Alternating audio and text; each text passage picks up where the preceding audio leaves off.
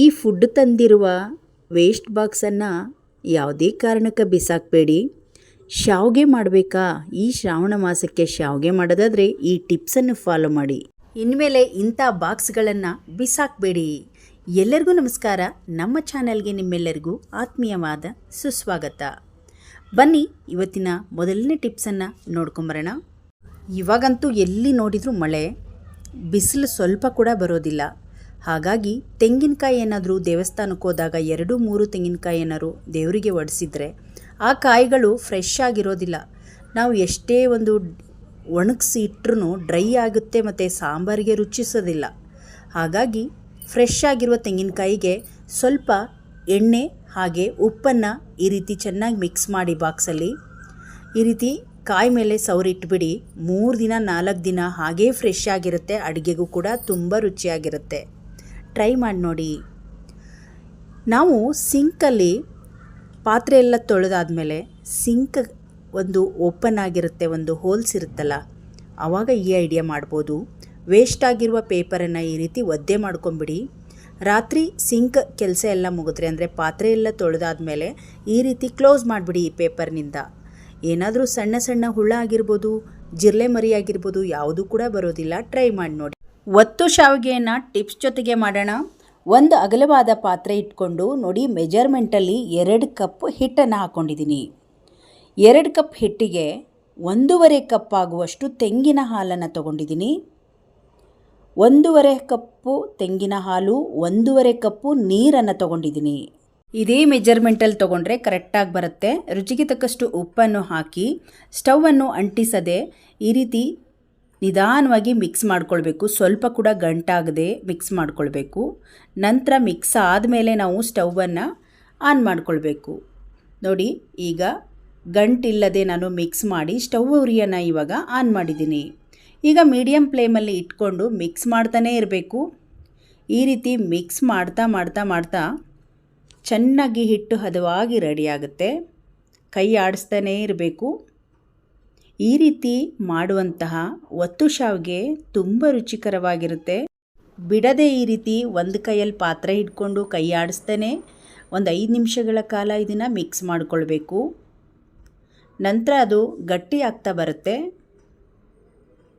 ನೋಡ್ತಾ ಇರ್ಬೋದು, ಸ್ವಲ್ಪ ಗಟ್ಟಿ ಆಯಿತು. ಗಂಟಾಗಿಲ್ಲ ಇವಾಗ. ಗಂಟು ಕೂಡ ನೀಟಾಗಿ ಗಂಟಾಗದೆ ಹಿಟ್ಟು ರೆಡಿಯಾಗ್ತಾ ಇದೆ. ಇದೇ ರೀತಿಯಾಗಿ ಇನ್ನೂ 5 ನಿಮಿಷಗಳ ಕಾಲ ಚೆನ್ನಾಗಿ ತಳ ಬಿಟ್ಕೊಳ್ಳೋವರೆಗೂ ನಾವು ಇದನ್ನು ಬೇಯಿಸ್ಕೊಳ್ಬೇಕು.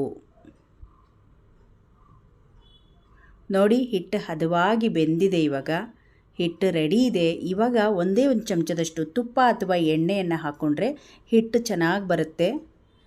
ಬಿರುಸು ಬರಬಾರ್ದು ಅಂದರೆ ಈ ರೀತಿ ಎಣ್ಣೆಯನ್ನು ಹಾಕಬೇಕು ಸ್ವಲ್ಪ. ಮತ್ತು ನಾವು ಮಿಕ್ಸ್ ಮಾಡಿ ಇದನ್ನು ಒಂದು ಪ್ಲೇಟನ್ನು ಮುಚ್ಚಿ ಎತ್ತಿಟ್ಬಿಡೋಣ. ನೋಡಿ, ಇವಾಗ ತಳ ಬಿಟ್ಕೊಳ್ತಾ ಇದೆ. ಹಿಟ್ಟು ಚೆನ್ನಾಗಿ ರೆಡಿಯಾಗಿದೆ. ಇದನ್ನು ಇವಾಗ ಒಂದು ಅಗಲವಾದ ಬೇಷನ್ನಿಗೆ ಹಾಕಿ ಪಕ್ಕದಲ್ಲಿಡೋಣ. ಇದು ಸ್ವಲ್ಪ ತಣ್ಣಗಾದ ಮೇಲೆ ನಾವು ಇದನ್ನು ಉಂಡೆ ಕಟ್ಕೊಳ್ಬೋದು. ಡೈರೆಕ್ಟಾಗಿ ಉಂಡೆ ಕಟ್ಬೋದು. ಸ್ವಲ್ಪ ಕೂಡ ಹಿಟ್ಟನ್ನು ಮಿಲಿಯೋದೇ ಬೇಡ.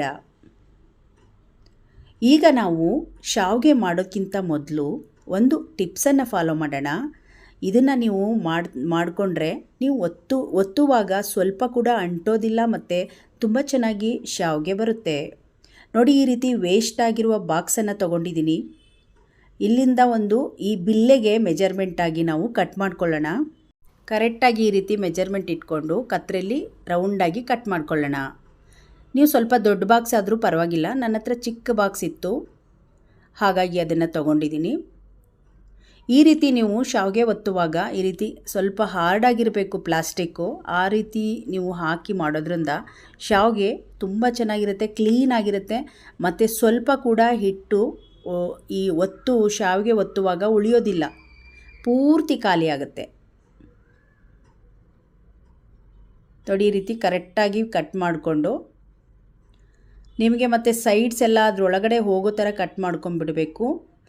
ಸ್ವಲ್ಪನೂ ಕ್ರಾಸ್ ಆಗದೆ ಈ ರೀತಿ ಕರೆಕ್ಟಾಗಿ ಬಿಲ್ಲೆ ಸೈಜ್ಗೆ ನೀವು ಕಟ್ ಮಾಡಿಕೊಂಡ್ರೆ ನಿಮಗೆ ಆ ಚಕ್ಲಿ ಒಳ್ಳೊಳಗಡೆ ಹೋಗುತ್ತೆ ಅದು. ನೋಡಿ, ಇವಾಗ ಕರೆಕ್ಟಾಗಿ ಬಿಲ್ಲೆ ಸೈಜ್ಗೆ ನಾನು ಕಟ್ ಮಾಡ್ಕೊಂಡಿದ್ದೀನಿ. ಬನ್ನಿ ಇವಾಗ ಇದನ್ನು ಹಾಕಿ ನಾವು ಶಾವಿಗೆ ಮಾಡಿ ನಾನು ತೋರಿಸ್ತೀನಿ. ಈಗ ಹಿಟ್ಟು ರೆಡಿ ಇದೆ. ಇದು ಸ್ವಲ್ಪ ಕೂಡ ಮಿಲಿಯೋದು ಬೇಡ. ಹಾಗೆ ಡೈರೆಕ್ಟಾಗಿ ಸ್ವಲ್ಪ ಸ್ವಲ್ಪ ನೀರನ್ನು ಹಚ್ಕೊಂಡು ನಾವು ಇದನ್ನು ಉಂಡೆ ಕಟ್ಕೊಂಬಿಡೋಣ. ನೋಡಿ, ಈ ರೀತಿಯಾಗಿ ಉಂಡೆನ ರೆಡಿ ಮಾಡ್ಕೊಳ್ತಾ ಇದ್ದೀನಿ. ಒಂದು 3 ಉಂಡೆ ರೆಡಿ ಮಾಡ್ಕೊಳ್ತಾ ಇದ್ದೀನಿ. ನಾವು ತೊಗೊಂಡಿರುವ ಮೆಜರ್ಮೆಂಟ್ ಹಿಟ್ಟು ಮತ್ತು ನೀರು ಕರೆಕ್ಟಾಗಿ ಬಂದಿತ್ತು. ಹಿಟ್ಟು ಚೆನ್ನಾಗಿ ಬೆಂದಿದೆ ಮತ್ತು ಹದವಾಗಿ ಬಂದಿದೆ. ಈ ಒಂದು ಒತ್ತು ಶಾವಿಗೆಯಲ್ಲಿ ಹಾಕೋಕ್ಕೆ ನೋಡಿ, ಬಿಲ್ಲೆ ಫಸ್ಟು ಹಾಕ್ಕೊಳ್ತಾ ಇದ್ದೀನಿ. ನಂತರ ಹಿಟ್ಟನ್ನು ಹಾಕ್ಕೊಳ್ಳೋಣ. ಹಿಟ್ಟು ಮೇಲೆ ಈ ಕಟ್ ಮಾಡಿರೋ ಪ್ಲಾಸ್ಟಿಕ್ ಪೀಸ್ನ ಹಾಕಿ ನಂತರ ಇದನ್ನು ನೋಡಿ ಹಾಕಿ ಟೈಟ್ ಮಾಡ್ಕೊಂಬಿಡೋಣ. ಈ ರೀತಿ ಮಾಡೋದ್ರಿಂದ ಸ್ವಲ್ಪ ಕೂಡ ಅಲ್ಲಿ ಅಂಟೋದಿಲ್ಲ, ಒಳಗಡೆ ಹಿಟ್ಟು ಉಳಿಯೋದಿಲ್ಲ, ಪೂರ್ತಿ ಶಾವಿಗೆ ಆಗುತ್ತೆ. ತೋರಿಸ್ತೀನಿ ನಿಮಗೆ ನಾನು. ನಂತರ ನೀವು ಯಾವಾಗೇ ನೀವು ಇದನ್ನು ಈ ಒಂದು ಐಡಿಯಾ ಮಾಡಿಲ್ಲ ಅಂದರೆ ಹಿಟ್ಟು ಮಿಕ್ಕುತ್ತೆ, ಒಳಗಡೆ ಎಲ್ಲ ಗಲೀಜಾಗುತ್ತೆ, ಮತ್ತೆ ನೀವು ಅದನ್ನು ತೆಗೆದು ಮತ್ತೆ ವಾಪಸ್ ಅದನ್ನು ಹಿಟ್ಟು ಹಾಕಬೇಕು, ಹಾಗೆಲ್ಲ ಆಗುತ್ತೆ.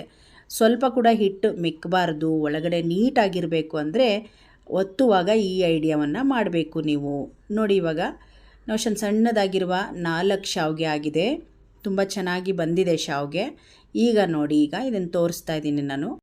ನೋಡಿ, ಈಗ ನಾನು ಓಪನ್ ಮಾಡ್ಕೊಳ್ತಾ ಇದ್ದೀನಿ. ಸ್ವಲ್ಪ ಕೂಡ ಅಂಟಿಲ್ಲ, ಹಿಟ್ಟು ಕೂಡ ಉಳಿದಿಲ್ಲ, ಈ ಬಿಲ್ಲೆಗೂ ಕೂಡ ಅಂಟಿಲ್ಲ. ಈ ರೀತಿಯಾಗಿ ನಾವು ಮೇಲೆ ಒಂದು ಪ್ಲಾಸ್ಟಿಕ್ ಪೀಸನ್ನು ಯೂಸ್ ಮಾಡೋದ್ರಿಂದ ಎಷ್ಟು ನೀಟಾಗಿದೆ, ಸ್ವಲ್ಪನೂ ಹಿಟ್ಟು ಮಿಕ್ಕೋದಿಲ್ಲ. ಟ್ರೈ ಮಾಡಿ ನೋಡಿ, ಇದಂತೂ ತುಂಬ ಚೆನ್ನಾಗಿದೆ. ಶಾವಿಗೆ ಮಾಡುವಾಗ ಇದನ್ನು ನೀವು ಟ್ರೈ ಮಾಡಿ ನೋಡಿ, ಮತ್ತೆ ಬಂದು ಕಮೆಂಟ್ ಹಾಕ್ತೀರಾ. ಇಡ್ಲಿ ಸೆಟ್ಟಲ್ಲಿ ಕೂಡ ನಾವು ಹಬೆ ಮಾಡ್ಕೋಬೋದು, ಹಾಗೆ ಪ್ಲೇಟ್ ಮೇಲೆ ಇಟ್ಟು ಕೂಡ ಹಬೆ ಮಾಡ್ಕೋಬೋದು. ನಾನು ಸಣ್ಣದಾಗಿ, ಮಕ್ಕಳಿಗೆ ತುಂಬ ಇಷ್ಟ ಆಗುತ್ತೆ ಈ ರೀತಿ ಸಣ್ಣ ಶಾವಿಗೆ. ಹಾಗಾಗಿ ಸಣ್ಣದಾಗೆ ಬಿಟ್ಕೊಂಡು ಒಂದು 5 ನಿಮಿಷಗಳ ಕಾಲ ಇದನ್ನು ಹಬೆ ಮಾಡ್ಕೊಳ್ಳೋಣ.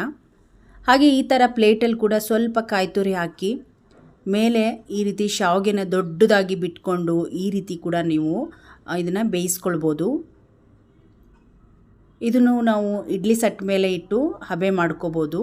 ಹಾಗೆ ಪ್ಲೇಟ್ ಮೇಲೂ ಕೂಡ ನಾನು ಮಾಡ್ಕೊಳ್ತಾ ಇದ್ದೀನಿ. ಈ ರೀತಿ ಪೇಟ್ಮೆಂಟ್ ಮಾಡಿಕೊಂಡು ಪ್ಲೇಟಲ್ಲೇ ಹಬೆ ಮಾಡ್ಕೊಳ್ಳೋಣ ಅಂತ ಸ್ವಲ್ಪ ದೊಡ್ಡದಾಗಿ ಹಾಕ್ಕೊಳ್ತಾ ಇದ್ದೀನಿ. ಈ ರೀತಿಯಾಗಿ ನೀವು ಮಾಡ್ಕೊಳ್ಬೋದು. ನೋಡಿ, ಈಗ 5 ನಿಮಿಷ ಆಗಿದೆ, ಹಬೆ ಎಲ್ಲ ಆಗಿದೆ. ಈಗ ಓಪನ್ ಮಾಡ್ತಾ ಇದ್ದೀನಿ. ತುಂಬ ಚೆನ್ನಾಗಿ ಬೆಂದಿದೆ. ಇವಾಗ ಮತ್ತೊಂದು ರೌಂಡ್ ಕಾಯಿ ತುರಿ ಎಲ್ಲ ಹಾಕಿ ಮತ್ತೆ ಡೈರೆಕ್ಟಾಗಿ ಇಡ್ಲಿ ಪಾತ್ರೆಗೆ ಹಾಕ್ಕೊಳ್ತಾ ಇದ್ದೀನಿ. ಹಾಗೆ ಒಂದು 5 ನಿಮಿಷ ನೀವು ಎಲ್ಲವನ್ನು ಬೇಯಿಸಿದರೆ ಬೇಗ ರೆಡಿ ಆಗಿಬಿಡುತ್ತೆ ಶಾವಿಗೆ. ಯಾಕಂದರೆ ಹಿಟ್ಟು ತುಂಬ ಚೆನ್ನಾಗಿ ಬೆಂದಿರೋದ್ರಿಂದ, ಹಾಗೆ ನಾವು ಕಾಯಿನೂ ಕೂಡ ಯೂಸ್ ಮಾಡೋದ್ರಿಂದ ಶಾವಿಗೆ ತುಂಬ ರುಚಿಯಾಗಿರುತ್ತೆ.